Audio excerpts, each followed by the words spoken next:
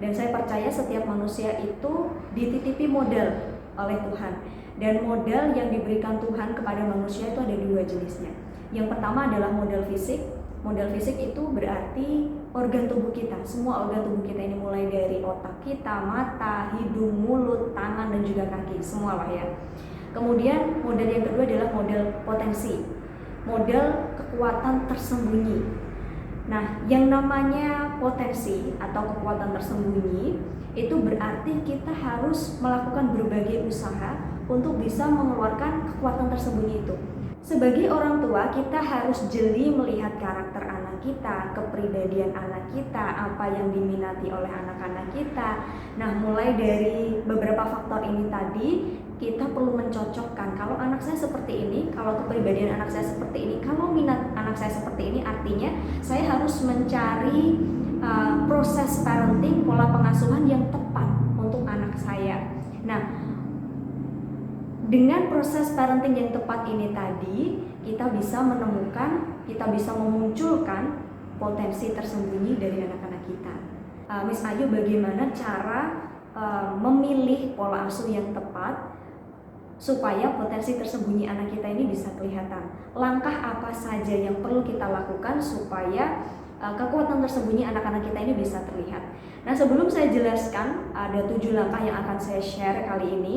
Saya mau iklan dulu nih. Jadi saya baru saja mengeluarkan program pelatihan terbaru, namanya Pelatihan Mengembangkan Potensi Terbaik Anak. Jadi untuk mengembangkan potensi terbaik anak itu ada langkah-langkah atau step-step yang perlu kita lakukan secara mendetail, dan kita harus praktik langsung. Bapak Ibu semuanya, kalau saya jelaskan mau video ini akan sangat panjang dan gak akan selesai-selesai. Jadi kita harus tatap muka, kita harus belajar secara praktik langsung. Saya tidak akan share secara teorinya saja, tapi di dalam kelas nanti kita akan saling tanya jawab, sharing, dan lain sebagainya. Jadi pelatihan mengembangkan potensi terbaik anak ini diadakan selama 1 hari atau kurang lebih 8 jam. Saya adakan di 5 kota besar di Indonesia, ada Jakarta, Bandung, Semarang, Yogyakarta, dan juga Surabaya. Jadi bagi Anda yang berada di kota ini tadi dan sekitarnya bisa mendaftar mengikuti pelatihan ini, dan cara pendaftarannya mudah sekali. Untuk jadwalnya Anda bisa klik chat WhatsApp otomatis di deskripsi video ini.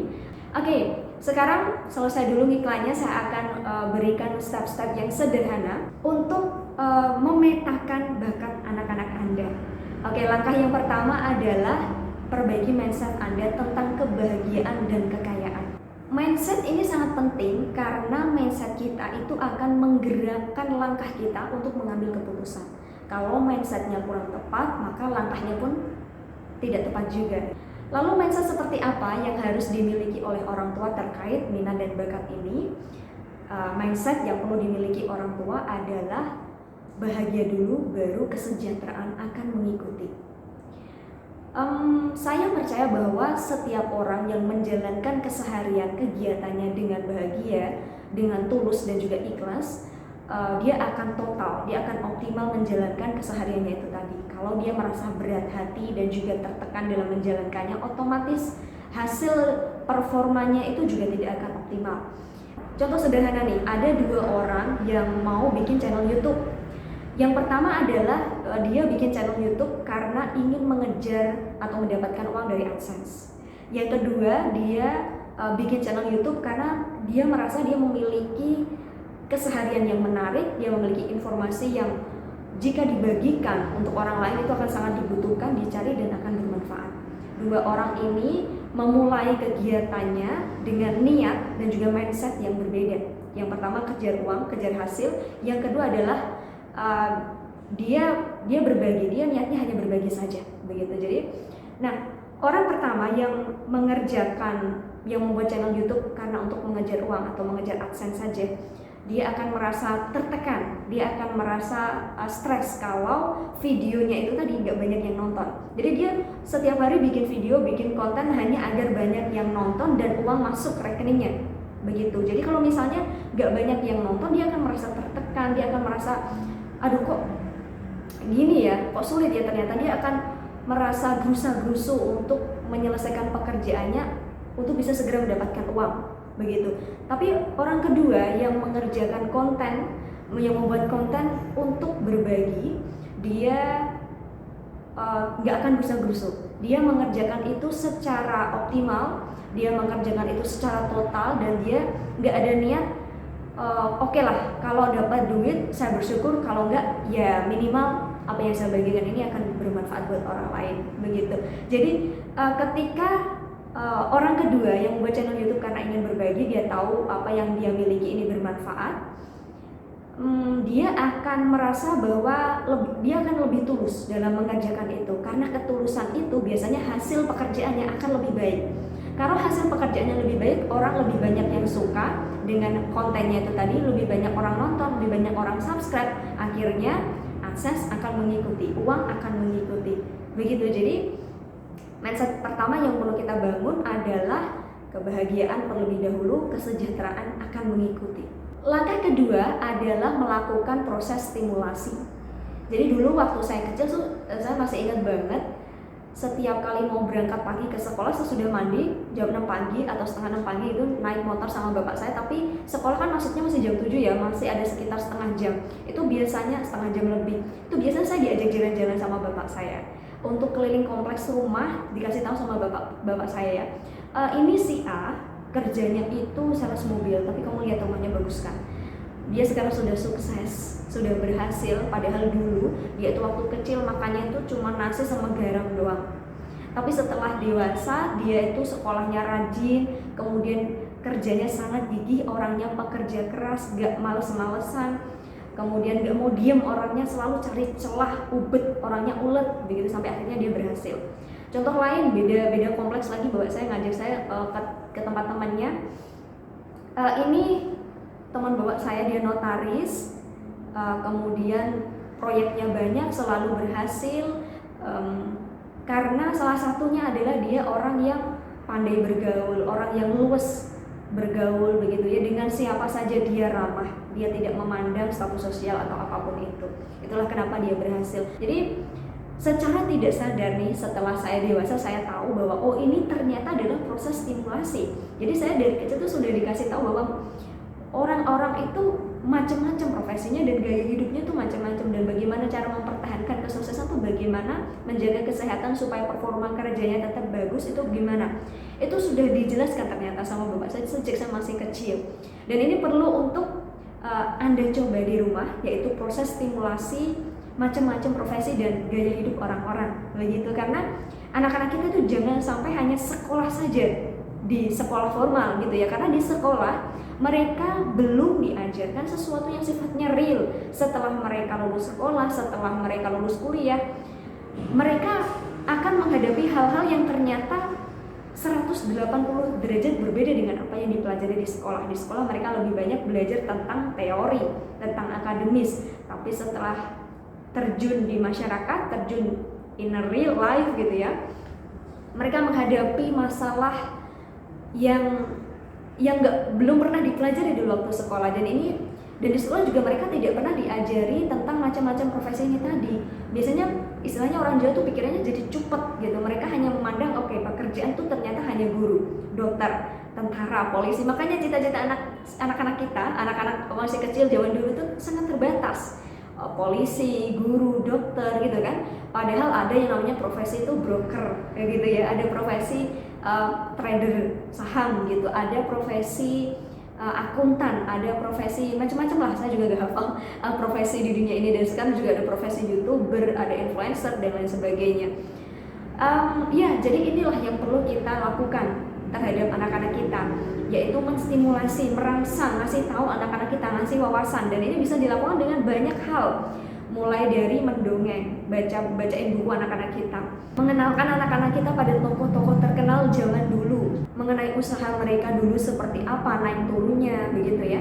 Kemudian kita ceritakan orang-orang sukses, itu usahanya bagaimana saja, bidangnya apa saja. Kemudian Anda bisa mengajak anak untuk datang ke pertunjukan musik, datang ke pameran fotografi, datang ke pameran mobil, nonton pertandingan olahraga apapun, dan lain sebagainya, seperti itu. Nah, hal-hal seperti ini nanti akan merangsang otak anak-anak kita, akan menambah atau memperluas wawasan anak-anak kita ternyata, supaya mereka itu istilahnya pikirannya terbuka, nggak tertutup. Ternyata ada banyak sekali peluang dan kesempatan yang bisa kita coba begitu.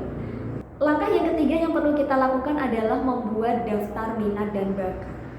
Nah, kalau yang ini kita perlu langsung praktek ya. Dan ini dia, saya sudah sediakan tabelnya, yaitu tabel atau tabel daftar minat dan bakat. Nah, di sini ada 5 kolom. Kolom yang pertama adalah nomor, kolom yang kedua adalah bidang yang diminati, kolom yang ketiga adalah skor minat, kolom yang keempat adalah skor bakat, kemudian ada kolom skor konsistensi. Pada kolom bidang yang diminati Anda bisa tulis beberapa stimulasi yang sudah Anda lakukan bersama dengan anak. Anda kan sudah tuh tadi di langkah yang sebelumnya saya minta Anda untuk melakukan atau mengajak anak melakukan beberapa kegiatan untuk menstimulasi wawasannya tentang beberapa macam profesi yang ada di dunia ini. Misalnya yang pertama adalah menonton pertandingan basket. Nah, di sini kalau anak Anda suka dengan pertandingan basket, setelah sekali nonton pertandingan basket, ternyata setelah pulang anak Anda ketagihan. Anak Anda sering tanya-tanya tentang basket. Siapa sih tokoh terkenal di dunia basket, kemudian perlombaan dalam basket itu levelnya apa saja, dan untuk bisa menjadi pemain basket itu saya itu harus ngapain mah gitu. Kemudian mas saya jadi pengen punya bola basket nih, jadi pengen punya lapangan sendiri, saya pengen seperti kakak-kakak yang tadi ada di lapangan. Jadi dia ketagihan nonton pertandingan basket, kemudian rasa ingin tahunya besar tentang pertandingan basket itu tadi. Nah, selanjutnya Anda bisa tulis tuh di kolom skor minat ya. Jadi ternyata, anak saya ternyata setelah nonton pertandingan basket, dia ketagihan nonton pertandingan basket lagi. Silahkan Anda bisa tulis di situ.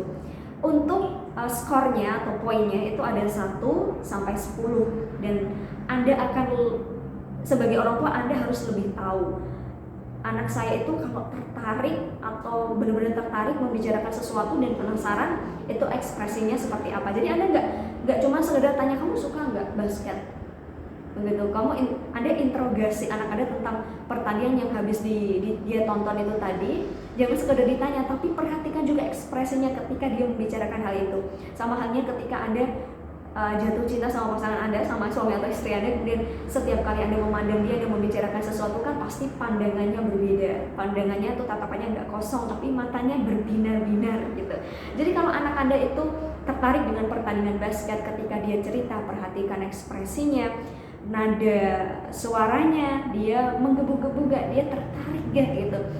Kemudian ekspresinya tuh macam-macam lah anak-anak, dan itu kan anak Anda sendiri, jadi Anda akan lebih tahu, ini berarti anak saya tertarik nih sama basket. Nah, akhirnya di situ Anda bisa tulis skor minat yang tepat untuk anak Anda di situ berapa begitu. Terus kemudian selain pertandingan basket, ada juga futsal, ada juga kegiatan yang sudah Anda lakukan tadi apa saja ditulis 1 sampai 10 ya nulisnya ya, dari stimulasi yang sudah Anda lakukan tadi. Dan stimulasi ini tidak harus dilakukan dalam serentak sekali waktu, karena orang tua kan juga waktunya terbatas ya karena bekerja.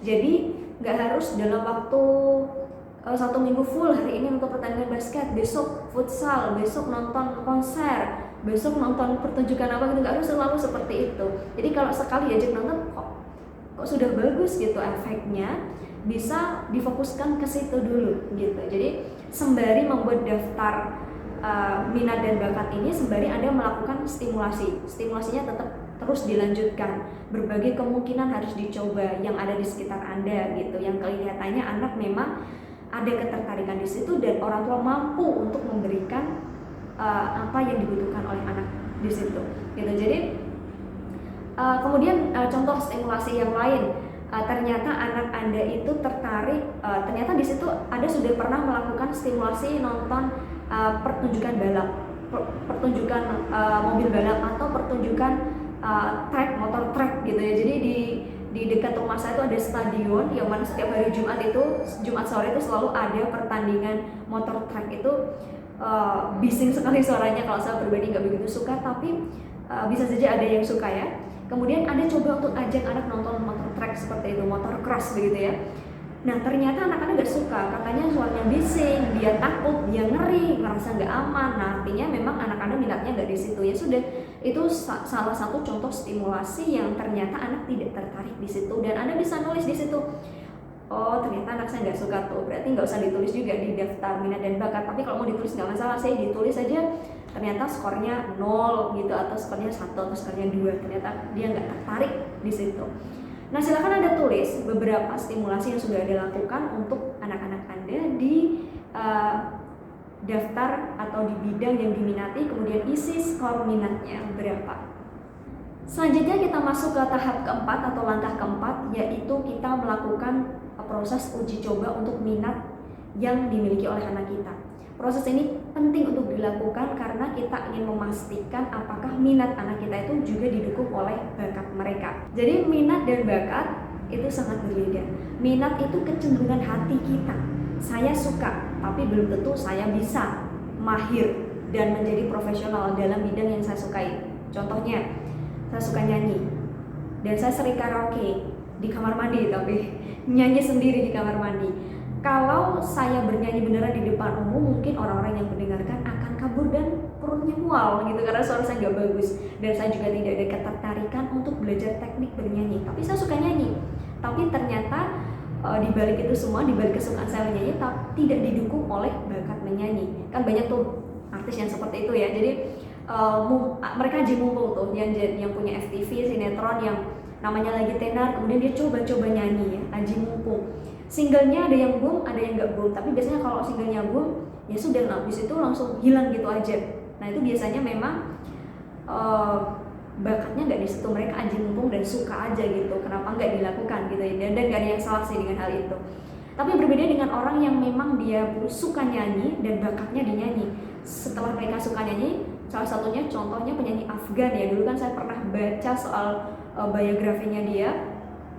Dulu dia tuh ditemukan seorang produser gitu waktu dia karaoke. Jadi dia karaoke didengerin sama produser, loh ternyata anak ini kok suaranya bagus, diajaklah main ke dapur rekaman dan akhirnya bikin album meledak, dan dia jadi mahir, dia belajar bernyanyi, belajar teknik bernyanyi, dia jadi mahir dan jadi penyanyi profesional sekarang ya. Dan itu adalah contoh dari orang yang minat bernyanyi, kemudian minatnya itu didukung dengan bakat.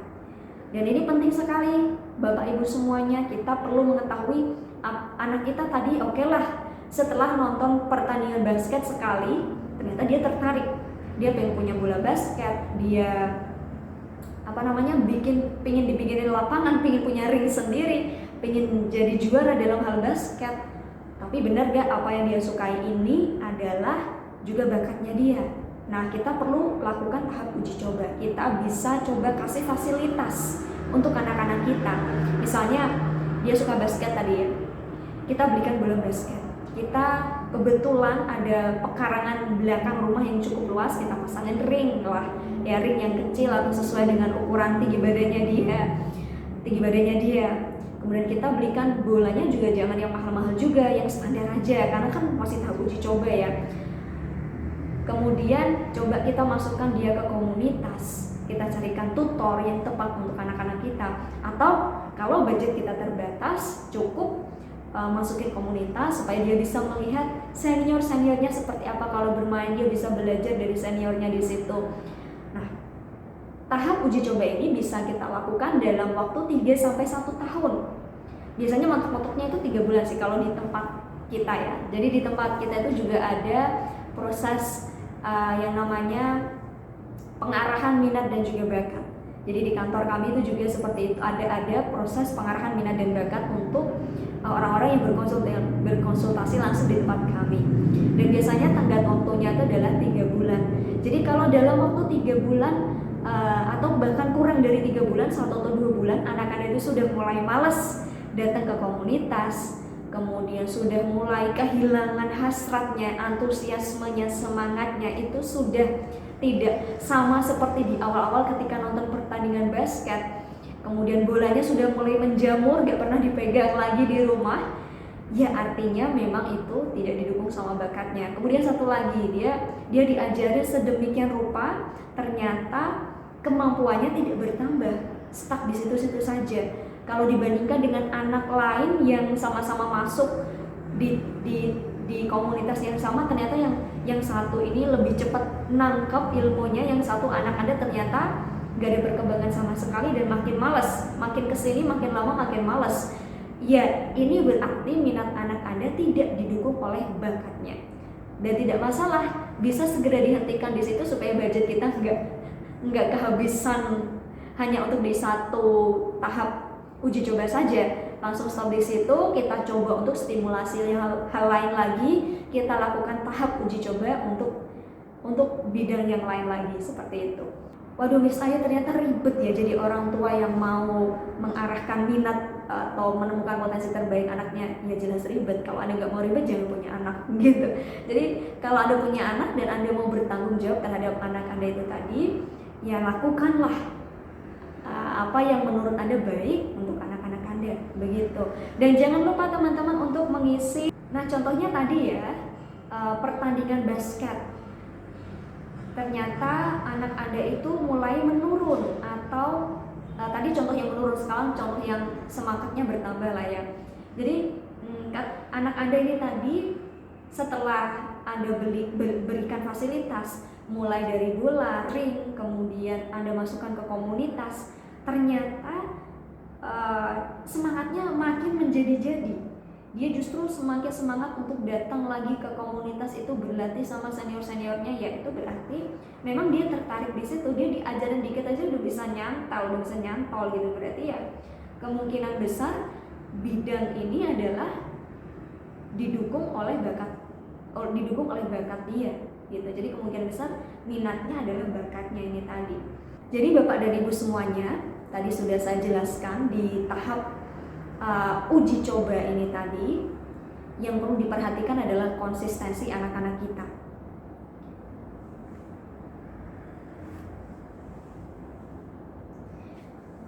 Oke, selain skor bakat, kita juga perlu mengisi skor konsistensi. Nah, di sini ada kolom skor konsistensi juga ya, dan perlu kita isi.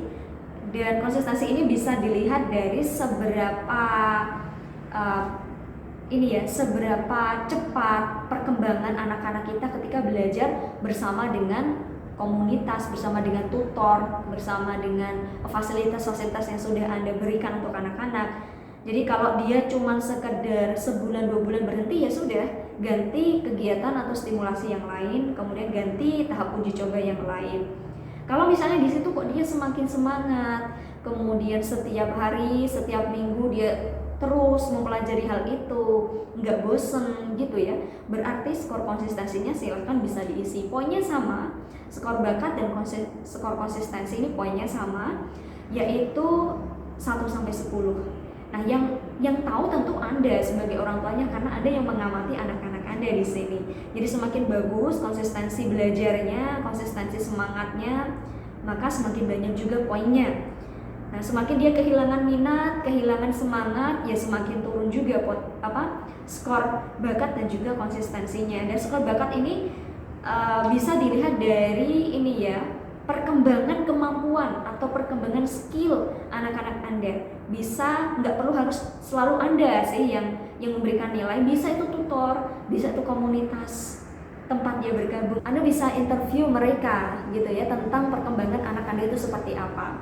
Jadi misalnya, apakah anak-anak kita itu berarti mereka selalu semangat kalau memang bakatnya ada di situ? Enggak, jawabannya tidak gitu. Jadi yang namanya semangat itu kan perasaan ya. Jadi semangat, passion itu up and down, naik turun gitu. Nggak ada orang di dunia ini tuh yang selalu semangatnya full time dari 0 sampai 100 setiap hari, nggak pernah down, nggak pernah sedih, nggak pernah galau. That's bullshit kalau ada orang yang seperti itu, mengaku seperti itu ya. Jadi anak Anda itu mungkin dia akan capek, semangatnya mungkin akan down, tapi dia nggak bosan untuk belajar hal itu tadi yang dia minati dan bakatnya memang ada di situ. Jadi sekalipun minatnya di situ, bakatnya di situ, anak Anda pasti suatu saat akan mengalami kelelahan, akan mengalami semangatnya down begitu. Jadi Anda jangan khawatir, itu adalah hal yang wajar dan normal. Nah, contohnya nih Michael Jordan, dia itu setiap hari itu nge-shoot bola ya, itu 5.000 kali sehari. Itu latihannya dulu, 5.000 kali sehari. Jadi kalau lelah, capek, semangatnya down itu pastilah. Jadi orang nge-shoot bola basket 5.000 kali, tangannya pegel dong, capek dong badannya. Tapi dia nggak bosan, ya nggak setiap hari dia lakukan itu terus. Dia coba untuk terus nge-push semangatnya gitu kan. Kalau dia bosan, dia nggak bakal jadi legenda basket dunia dong sekarang, ya nggak? Nah sekarang kita lanjut ke langkah yang kelima, yaitu memilih spesialisasi untuk anak-anak kita. Jadi spesialisasi ini penting teman-teman. Spesialisasi ini akan semakin mengoptimalkan potensi terbaik anak-anak kita. Misalnya anak Anda tadi tertarik dengan dunia fotografi, dia sudah belajar tentang foto, video, belajar tentang aplikasi macam-macam, tapi di situ perlu dispesifikkan lagi minatnya dan juga bakatnya. Karena di dalam dunia fotografi itu tidak satu, tapi sub bagiannya tuh ada banyak. Ada portrait fotografi, ada wedding fotografi, kemudian ada lagi apalah ya, macam-macam lah ya. Bidang fotografi itu ada yang journalism fotografi gitu kan. Jadi anak-anak tertarik di bidang fotografi bagian apa nih? Karena nggak semua orang kan dia suka motret pengantin, nggak semua orang suka mengabadikan sesuatu yang sifatnya komersil gitu ya. Jadi seperti itu. Jadi kita perlu memilih spesifikasi untuk atau spesialisasi untuk anak-anak kita. Kemudian contoh lainnya nih, saya punya teman, dia itu suka banget sama yang namanya mobil. Dia macam-macam mobil itu dia selalu hafal speknya seperti apa. Dia suka review mobil juga, dia punya channel YouTube review mobil. Tapi dia nggak jual beli mobil, dia juga tidak jadi montir, dia juga tidak jadi pembalap, padahal dia juga suka nonton pertandingan balap. Tapi dia jual aksesoris mobil, khususnya ban. Jadi dia jual ban mobil gitu. Jadi punya toko, dia punya usaha dan cukup berhasil di bidang itu, padahal minatnya adalah di mobil. Jadi minatnya di mobil pun bisa dispesialisasikan lebih rinci lagi, lebih detail lagi begitu. Jadi Anda perlu terus mencari tahu spesialisasi anak Anda itu ada di mana supaya lebih optimal lagi kekuatan tersembunyinya. Jadi supaya lebih optimal lagi kekuatan tersembunyi anak Anda itu tadi. Langkah keenam, kita perlu membantu anak kita merencanakan atau membuat strategi meraih cita-cita. Jadi meraih cita-cita, meraih tujuan itu perlu direncanakan, perlu bikin strategi.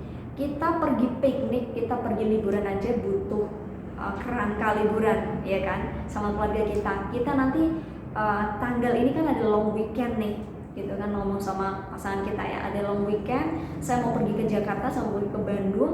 Ke Bandungnya tuh tepatnya di mana, tanggal berapa, waktu berangkatnya kapan, sampai sana tuh kira-kira jam berapa, tanggal berapa. Kemudian kita naik apa, berapa budget kita, sampai sana nanti kita harus melakukan apa. Kita rencanakan semuanya. Jadi inilah yang perlu kita lakukan untuk anak-anak kita, membantu mereka merencanakan strategi cita-cita. Kita analisa yang dibutuhkan oleh anak-anak kita untuk mengoptimalkan potensinya itu apa. Jadi misalnya dia butuh sekolah khusus. Saya punya teman, dia itu atlet sepak bola. Jadi dulu dia sewaktu lulus SMP, teman saya SMP ya. Jadi setelah lulus SMP, dia nggak ambil sekolah atau dia nggak lanjut SMA formal yang konvensional. Dia ambil sekolah SMA yang mana di situ dia tuh sekolahnya itu fokusnya adalah dia di karantina di asrama, fokusnya adalah untuk meningkatkan skill bermain sepak bolanya dia. Jadi akademis itu jadi nomor 2. Yang nomor satunya di sekolah tersebut adalah latihan terus sepak bola setiap hari, setiap sore pulang dari sekolah itu tadi. Jadi kalau Anda sebagai orang tua sudah tahu potensi anak Anda di mana, spesialisasinya di mana, maka tentukan sekolah yang tepat untuk anak Anda itu yang seperti apa. Sekolah yang dibutuhkan, pendidikan yang dibutuhkan, pelatihan, seminar yang perlu diikuti oleh anak-anak Anda itu yang seperti apa untuk mendukung, untuk mengasah potensinya itu tadi. Seperti itu. Jadi berbeda dengan kebanyakan orang tua di luar sana, biasanya mereka itu sekolah dulu, baru setelah lulus sekolah kita tentukan tujuannya, cita-citanya mau kemana. Barulah akhirnya setelah lulus kuliah bingung tuh anak-anak, waduh saya mau bikin usaha tapi nggak tahu kemampuan saya ada di mana. Saya mau lanjut sekolah lagi tapi ya masa iya sih nanti ngabisin duit terus, emang benar ya minat saya ada di sini gitu. Jadi mereka bingung, jadi serba bingung karena memang dari awal mereka terbalik gitu cara berpikirnya. Yang perlu kita lakukan adalah kita tentukan tujuan dulu. Oh, anak saya ternyata potensinya ada di sini, maka sekolah yang tepat adalah ini. Jadi sekolah itu menjadi tempat untuk mengasah potensi anak kita setelah lulus akhirnya dan jadi. Langkah ketujuh untuk mengembangkan potensi terbaik anak kita adalah mengembangkan soft skill anak. Dan menurut saya dari 7 langkah itu tadi, inilah langkah yang paling penting, yaitu soft skill. Oke, anak Anda mungkin kemarin ikut Olimpiade Kimia, juara 1, dia pinter banget dalam hal kimia, tapi ternyata dia tidak bisa mengontrol emosinya dengan baik. Dia baperan, sensitif, gampang marah, kemudian dia tidak bisa bernegosiasi dengan orang lain, dia tidak bisa berkomunikasi dengan orang lain secara baik-baik, begitu komunikasinya buruk. Ya, itulah yang disebut dengan soft skill. Soft skill itu adalah kepribadian kita, karakter kita, kemudian personal yang menempel di diri kita, dan juga kemampuan komunikasi yang kita butuhkan untuk meraih kesuksesan dalam hal karir. Kemampuan yang kita petakan dari langkah 1 sampai langkah 6 itu tadi adalah hard skill. Jadi mulai dari kemampuan desain website, kemampuan public speaking, kemampuan fotografi, itu adalah hard skill. Nah, soft skill-nya ini akan melengkapi hard skill yang membuat hard skill kita ini abadi, yang membuat kesuksesan kita ini abadi adalah soft skill. Tanpa soft skill, we're nothing sebenarnya ya. Jadi anak-anak zaman sekarang itu sangat dimudahkan hidupnya dengan teknologi yang sangat maju, dengan informasi yang mudah sekali untuk kita dapatkan. Dan ini adalah keuntungan tersendiri bagi anak-anak kita. Ya, mereka mudah mencapai apapun yang mereka inginkan, bisa dapat duit kaya dalam sekejap, itu gampang sekarang. Jadi influencer, viral di TikTok, begitu kan? Tapi itu nggak abadi kalau kita nggak punya yang namanya soft skill. Hard skill itu bisa dipelajari dengan mudah dalam waktu yang singkat. 4 tahun yang lalu, saya itu nggak bisa bikin website. Saya belajar bikin website selama 2 bulan. Saya fokus belajar bikin website selama 2 bulan dan bisa bikin website. Tapi untuk mahir dan profesional untuk bikin website, saya perlu yang namanya soft skill. Nah, salah satu soft skill yang dibutuhkan untuk menjadi mahir dan profesional dalam bidang tertentu supaya kekuatan tersembunyi kita itu terpoles dengan baik dan bekerja optimal, kita perlu yang namanya kegigihan. Kegigihan ini adalah soft skill. Jadi kalau anak-anak kita gampang down, gampang capek, sensitif, baperan, ya artinya dia nggak memiliki soft skill, dan hard skillnya nggak akan berguna kalau dia nggak punya soft skill. Jadi di Jepang itu ada boneka yang namanya boneka Daruma. Matanya itu melotot gitu ya, itu nggak tahu itu mata atau apa ya gitu ya. Itu nggak tahu sih saya itu mata atau itu nggak ada matanya atau dia matanya melotot gitu ya. Jadi boneka Daruma itu adalah lambang dari kegigihan atau semangat. Boneka Daruma itu bawahnya dia dibikin tebal, jadi ketika dia dipukul, dia jatuh tapi dia tegak lagi. Dia dipukul, jatuh, tegak lagi. Nah, itu konsep atau filosofi dari boneka Daruma adalah tentang kegigihan dan juga semangat. Dan inilah yang sebenarnya dibutuhkan oleh anak-anak kita, dimana ketika dia mengasah potensinya, dia bakal lelah, dia bakal gampang capek, down, semangatnya mengendur begitu. Itu kan dia dalam keadaan jatuh ya. Kemudian dia bisa bangun lagi dengan mudah, dia bisa semangat lagi karena dia punya kegigihan itu tadi. Jadi Bapak Ibu semuanya, langkah 1 sampai 6 itu bisa dipelajari dalam waktu yang singkat karena bagi saya itu adalah teknis. Tapi yang namanya soft skill seperti kegigihan, kejujuran, kemampuan berkomunikasi, bernegosiasi yang jauh lebih penting, dan itu adalah elemen pelengkap, penyempurna yang membuat yang membuat hard skill anak kita itu optimal, yang membuat kekuatan tersembunyi anak kita itu jadi lebih baik dan abadi. Dibutuhkan soft skill itu tadi. Jadi jangan melupakan soft skill, begitu ya. Itulah 7 langkah mengarahkan potensi terbaik anak-anak kita. Semoga bermanfaat untuk Anda, dan kalau Anda ada pertanyaan atau tertarik untuk mengikuti pelatihan mengembangkan potensi terbaik secara langsung atau di kelas bersama, Anda bisa mendaftar dengan cara klik chat WhatsApp otomatis di deskripsi video ini.